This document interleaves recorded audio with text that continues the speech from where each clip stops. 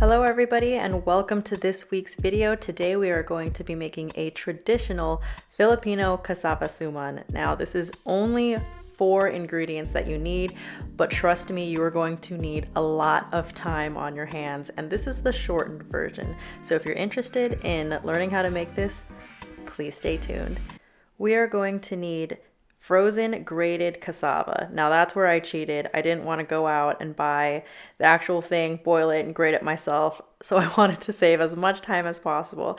And I also went out and got some fresh banana leaves. Now you can find these at your local Asian grocery store. And the first thing that you want to do is wipe it off. I have a clean rag and all I'm doing is going with the grain so that I don't rip it. You want to be as gentle as possible because these do rip easily before you put them on the fire. And you're probably thinking, what? We got to put these on fire? Yeah, we got to make these babies pliable. So right now I'm just cutting them into manageable sizes so that I'm able to hold them with both of my hands or with the tongs, which you'll see in the next clip. Traditionally though, they take these banana leaves right off of the tree itself, wipe them clean, and then they just have this huge fire going. But here I am placing it on the stove. This part I found super satisfying because if you look closely enough, you will see the heat kind of penetrating through the leaf, and you see a little bit of the green, like a deeper green, spreading throughout the rest of the leaf. And I thought that was really cool. And that's one way that you can tell that it is bendable and it won't be able to break as easy. So I make sure that I'm constantly moving the banana leaf because I am doing this indoors. I have some windows open and the fans are going, and I just want to make sure that I'm not going to burn the house down or anything. So if you have a smaller piece, be more gentle, use tongs, and just be safe. Don't play with fire around this one. This is actually my dad's favorite dessert when he lived in the Philippines. And so when I gave this to him, it was a little bit of a surprise, and he kind of had a little boyish giddiness to him when he found out that I homemade it. So it was really fun seeing his reaction to that. All right, here I have a strainer and a clean rag so that I can juice out these frozen cassava. They're actually not frozen. I thawed them out, but you could use a cheesecloth here. I just for the life of me could not find one. But basically all you want to do is make sure you're squeezing out all of that juice, all of the water, because you don't want to get it too wet when you are making the mixture, because we will be adding coconut milk to this. This was the pile of leaves that I had already put over the fire, and so what I'm doing is measuring them to be roughly the same size. It's going to be hard for them to be exactly the same, but I believe the measurements I used here are 8 by 10 inches. I definitely had help when I was making this. I had my grandma, who I call Nanay, and my sister, who was helping me do all of the other processes.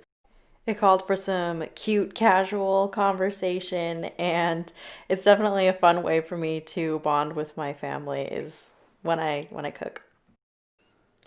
Okay, so next we are going to be adding the dark brown sugar into the squeezed cassava. So this one you actually really need to work with your hands. I've tried doing it with a whisk, but it just kind of gets stuck. So make sure it's all well combined before you add the coconut milk. And when you're adding the coconut milk, you don't want it to be too soggy. You want it to be just right where it's still rollable and pliable, like you see in this clip. If anything, this one is kind of a little bit on the dry side. So add maybe an additional tablespoon to 2 tablespoons until it's a little bit more of a thinner consistency. But you want it to be able to keep its shape when you roll it like this. Now this exact recipe, you don't have to follow measurement by measurement. My dad actually likes it less on the sweet side, so we put a lot less sugar than what people typically like. So play around with it. You can eat it, as you saw in my previous clip, when you are rolling everything out. Make sure you taste it and see if you like it that way. When you do eat it raw like that, it is going to taste like you have a piece of paper in your mouth, but trust me, once we steam it, it's all going to become nice and just beautifully smooth. So I take about 2 tablespoons to one of the banana wrappers, and I make sure that it's very even on both sides by rolling it in between the paper itself. And then I go ahead and tuck it in, roll it, make sure that there's not a lot of air in it, and close up both ends. Since I found out that I was allergic to a lot of gluten and soy, it kind of gave me a chance to go back on traditional Filipino desserts that are not as processed, just like this one. So this is definitely something that, although it takes a long time to make, it's so worth it because, especially if it's during the holiday season, it's a great way to bond with family and celebrate our own culture. So what my grandma was doing off camera was taking 2 of the sumans and tying them together with another piece of banana leaf. As you can see, kind of where her elbow is right here, there's little strands that we ripped off, and that's what she used to tie them. And also, thumbs up, look how cute she is. Oh my God. We are going to be steaming this, which is why we put it in that basket there. And this is the last batch that we made.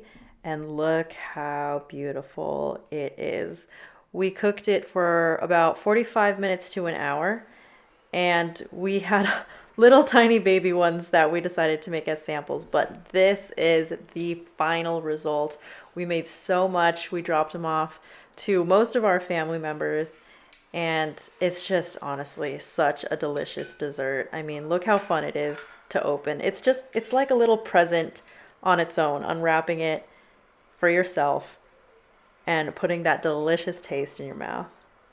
Now, of course, this had some time to cool, which is why I'm able to handle it like this. Be careful touching it right out of the steamer because yes, it is hot. If you like these types of videos, go ahead and let me know in the comments below, like this video, and if you haven't already, subscribe to my channel. I love sharing these types of desserts. I am by no means a professional chef. I just love sharing things about my culture and different types of recipes that I can adapt to my very limited diet of being gluten-free and soy-free. So if you like this video, please let me know. The recipe is in the description box below, and if you want to see how I wrapped these in even more banana leaves and packaged them up, go ahead and click the link below as well. Thanks everyone.